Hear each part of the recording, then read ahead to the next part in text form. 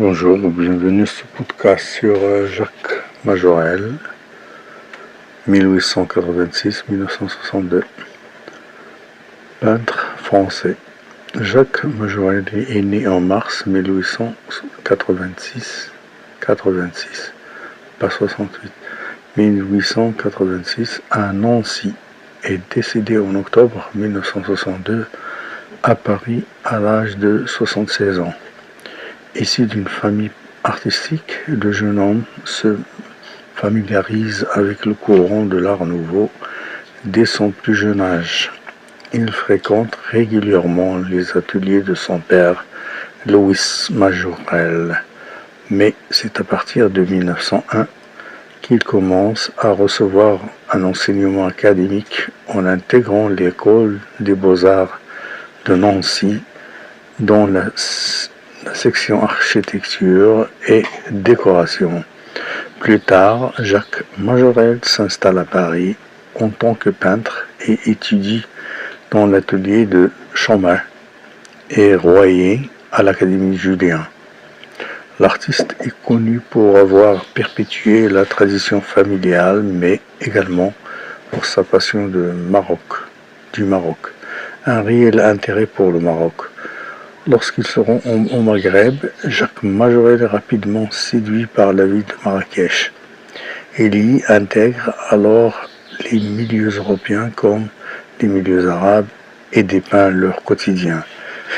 Dans une ville lumineuse et pleine de contrastes, le peintre représente les souks, les habitants et l'architecture marocaine et reflète leur authenticité.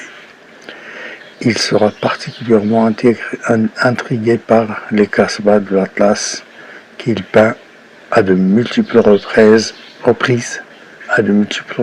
et constitue un de ses thèmes favoris. À travers ses compositions, le peintre met la lumière sur des villages perdus et parfois même oubliés. Après quelques années, Jacques Majorelle sera d'ailleurs surnommé le peintre du Sud marocain, dont sa contribution à l'iconographie artistique du pays a été importante. La villa et les jardins Majorelle. Après avoir acheté une palmeraie en 1922, Jacques Majorelle y construit 9 ans plus tard une villa de style art déco conçue par l'architecture Paul Sinoir. Dans la continuité de son attachement au Maroc, Jacques Majorelle introduit de nombreuses références à l'art marocain dans son intérieur.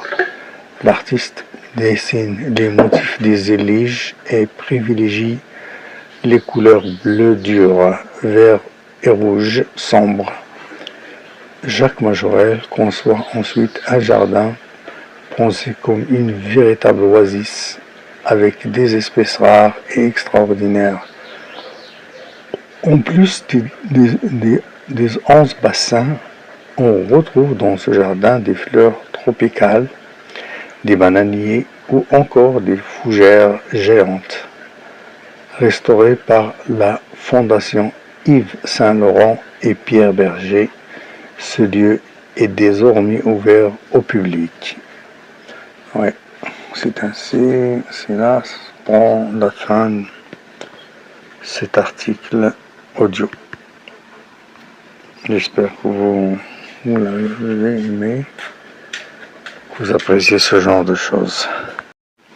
Bonjour, pour compléter un peu le portrait de Jacques Majorelle, je parle un petit peu de ses œuvres. Pour la peinture, on retient Bab el-Khamis, Zawiyat Sidi Ghanem, la halte du soir ou le faucon, la Casbah d'un tiers, d'un mètre, vallée de Onil, vallée de Nila, en Ouarzazate, près de Ouarzazate. Ok, les terrasses de Tazouda, marché de Mzamma, les dates à Marrakech, marché Amacinta, scène de marché à Saint-Louis. Donc c'est pour les peintures. Maintenant les dessins aquarelles. La Casbah d'un maître, vallée de Nila aussi, Ouarzazate, la Skoula, Ait Ben Haddou, Grand Atlas, Tinrez de drap, Casbah de l'Atlas, marchand de dates, dans le souk Marrakech, 1940-1945, village dans l'Atlas,